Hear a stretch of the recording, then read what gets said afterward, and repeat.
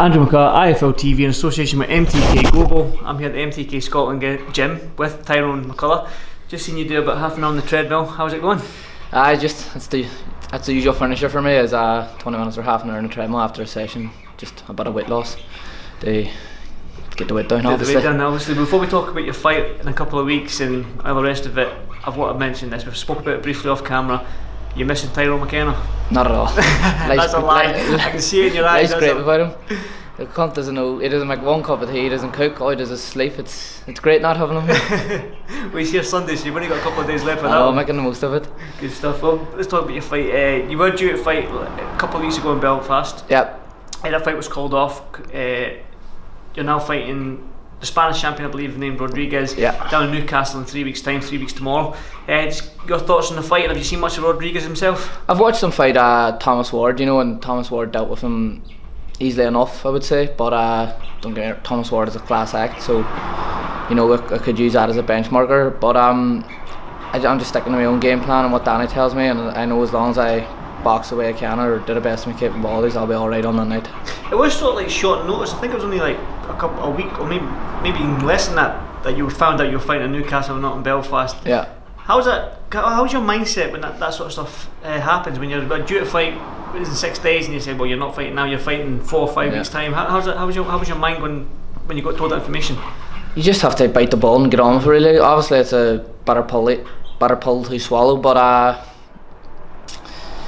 it's boxing, these things happen, you know what I mean? I'm sure people have had withdrawals, people have had to pull out of bigger fights than this, because that was only a warm-up fight for me, really, and now I've got this defence. It's only 3 weeks away, so I'm already fit, I'm ready to go, so it's just getting on with it now. Again, it's your WBO European title you're defending. It's your first defence, I think, is it? Yeah. Is that right? So, again, you win this fight, you're going to slowly but surely climb up that ladder. Is that WBO title the route you're going to take, or is it like, you mentioned TG Duheny, but we're not going to go into that because we'll end up causing mayhem, but is it just any world title that pops up, or are you just going to aim for that WBO? Well, the WBO makes the most sense at the minute. I'm 13th ranked with them, and then with fingers crossed to defend us successfully in 3 weeks time. I don't know if that'll put me in the top 10 or not. I would like to think it would. So at the minute it makes most sense and it's the right path to go down, but boxing, I would take any world title, I'd jump at any chance and fight any world champion, so we'll just see what happens. I'm fully focused on May 3rd at the minute, and I need to get over that hurdle before I start looking at who I'm going to fight after that. We just talked about Mohamed Wasim's in the gym just now with you. He's just in there signing. Still training up there. Still training upstairs. I can hear the skipping going on upstairs. I always think that you're the hardest working guy in the gym when it comes to training and all that. Every time I come in here, you're the only one that's ever doing something. No disrespect to Tyrone Sean or Paddy Barnes, but you're always just on the treadmill or something like that. But do you think Waz is going to take your spot? He might give me a run for my money, but I doubt he'll take my spot.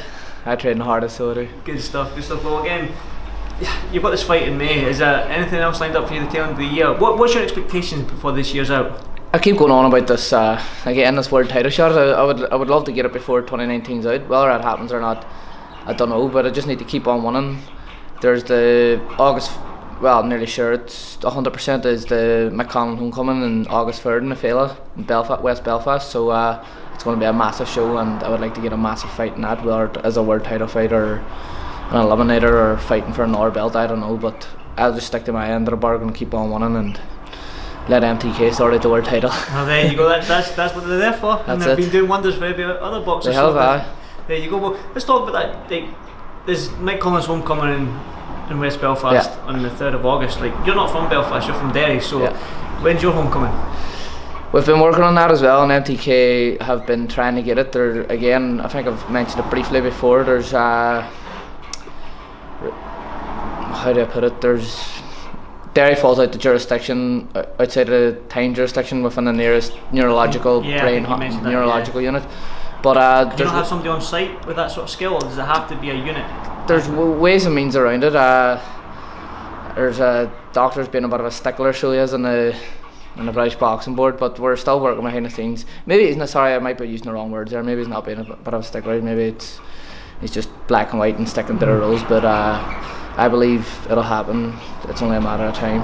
But I'm desperate for it to happen. I would love to headline my own show in Derry. I'm from Donegal, so you know I'm coming to that one. That's all, you know, 100%. That's my show, right? You know, I'll bring my family over. Do you think the cast from Derry Girls will come into your fight? Would you try and get them there? I'd say everyone would turn up for it, you know. All the famous people from Derry, James McLean and everyone, you know, it'll be a great night.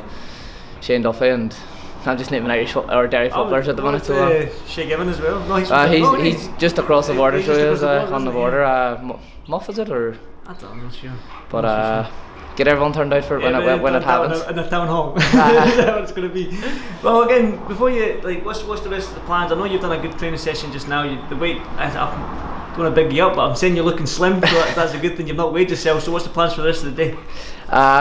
Chill out now, and then I've got another session at 6 o'clock. But it's been a tough week. My first week back. Well, my first week back in Scotland, back in camp.